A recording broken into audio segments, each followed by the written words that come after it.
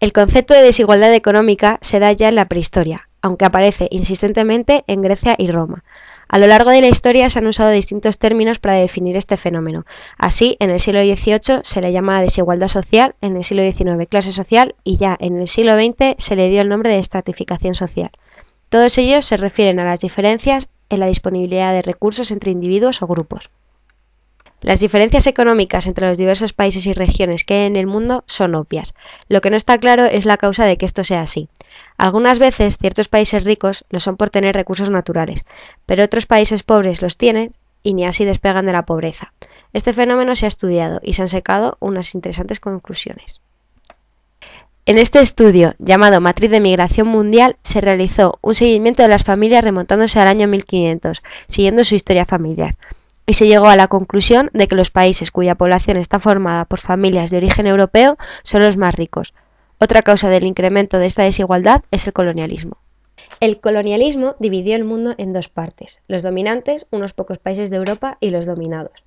Con este colonialismo, los países dominantes se repartieron a su gusto las mejores tierras de los países dominados, explotando en gran medida sus materias primas.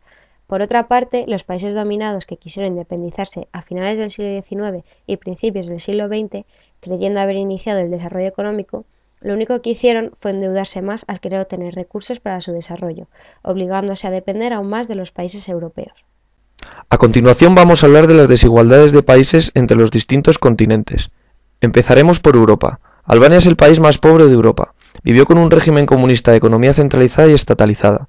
Tiene una tecnología anticuada, y que aún en la actualidad un 85% de la economía de este país depende de la agricultura y la minería. Cuenta con nulas infraestructuras suficientemente operativas.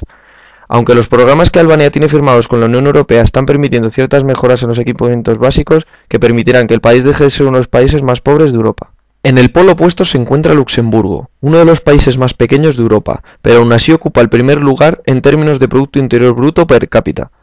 La riqueza de Luxemburgo equivale a 253% el promedio del continente y es el resultado de una gran cantidad de trabajadores extranjeros que aportan ingresos a la economía del pequeño país.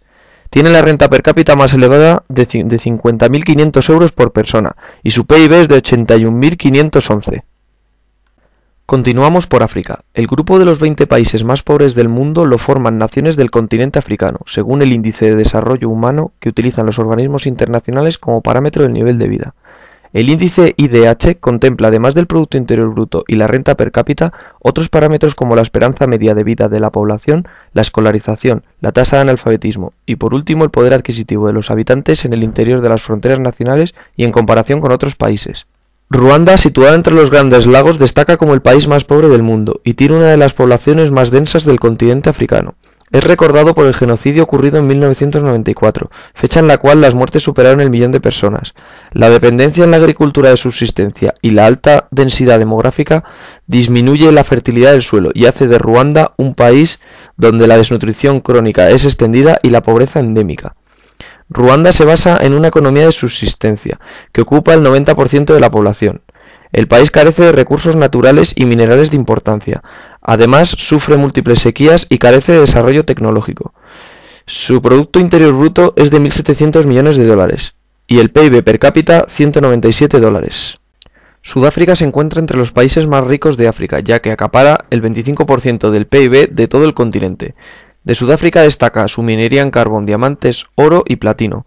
Sudáfrica cuenta con una industria fuerte frente a otros países del continente. Su industria se basa en los sectores de transformación de bienes agropecuarios y minerales, automovilístico, aeronáutico y energético. Respecto a América, existen dos polos económicos entre sus países. Mientras el país más rico es Argentina, el más pobre es Haití. Veamos estas diferencias con más detenimiento. Argentina es el país más rico de América, ya que posee una renta per cápita de 14.408 dólares, estando situado en una buena posición en el ranking de países.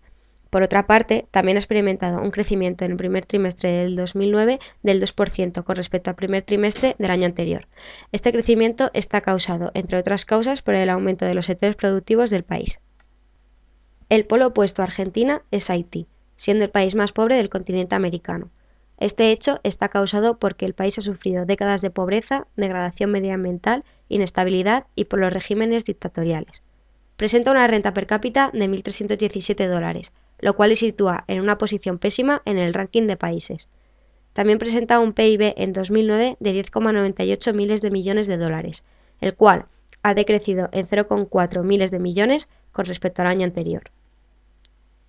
Continuamos con Asia. El crecimiento económico de los últimos años del continente asiático ha sido espectacular.